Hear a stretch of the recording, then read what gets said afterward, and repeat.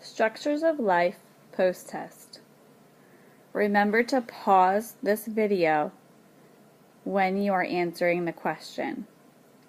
Number 1, there is one answer. When there are signs that a plant has started to grow, we say the seed has B. swelled, C. condensed, D. germinated. Number 2A. Write X next to each of the things a plant needs from the environment in order to grow and reproduce, meaning there will be more than one X if it is needed for a plant to grow.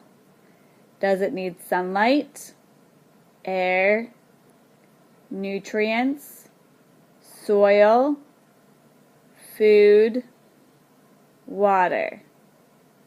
Note, nutrients and food are different. Food is like dinner table food, like steak or carrots. Nutrients are things found in the soil, like minerals.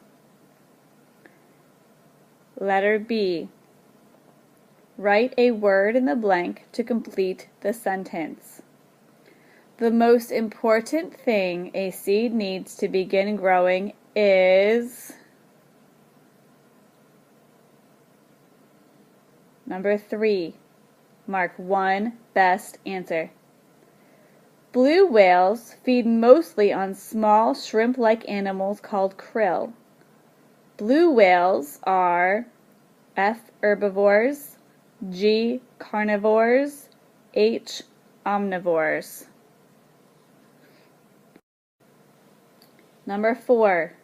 Write X next to each of the things that are living.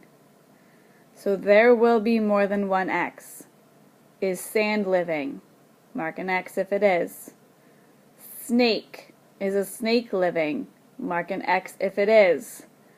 Apple tree, seed, fire, water. Number 5. Write a letter in each box to identify the structures. A. Cotyledon, B. seed coat, C. embryo. Number 6. Write a letter on each blank line to match the structures with their functions. Letter F. I'm looking at the right-hand side at the definition. The functions. Letter F protects the seed until the plant begins to grow. Is that the cotyledon, the seed coat, or the embryo? Letter G provides food for the plant as it begins to grow. Is that the cotyledon, the seed coat, or the embryo? Letter J. It grows into the new plant. Cotyledon, seed coat, embryo. Number 7.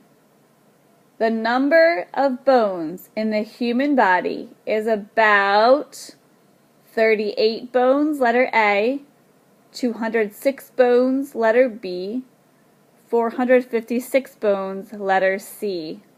There is only one answer. Number 8. Look at the picture of a femur.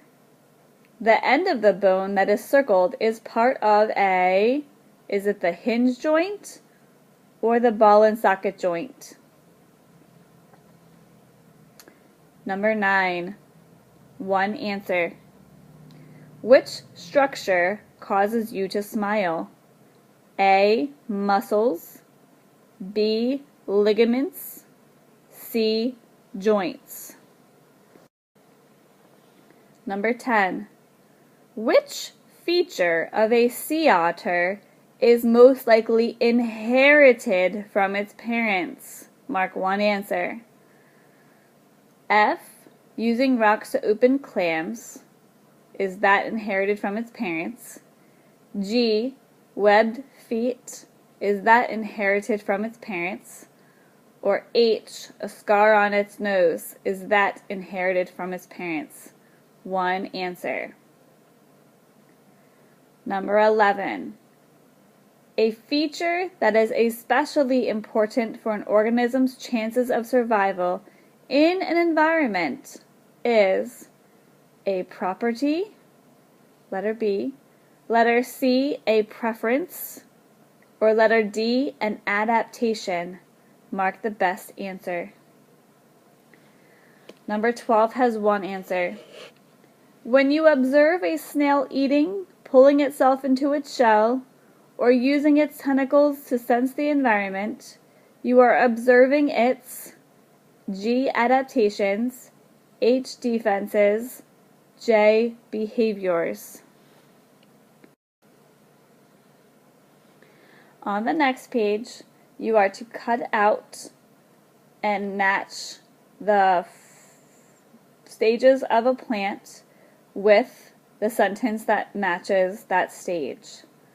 I will read the stages to you, but you are to glue them on the following page in number or sequential order. The top left says the roots begin to grow. Underneath says the flower turns into a fruit. The stem and leaves begin to grow. Top right, harvest the fruit. Seed, the flower begins to grow. Number 14, open response. Part A. Write the name of an organism in each box on the left to show how the organisms above would be arranged in a food chain. You have the snake, the frog, the plant, the caterpillar, and the owl.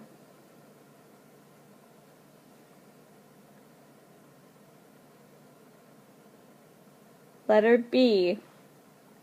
If more caterpillars were introduced into the environment, what would happen to the populations of the other organisms in the food chain? Assume that no population would die away completely.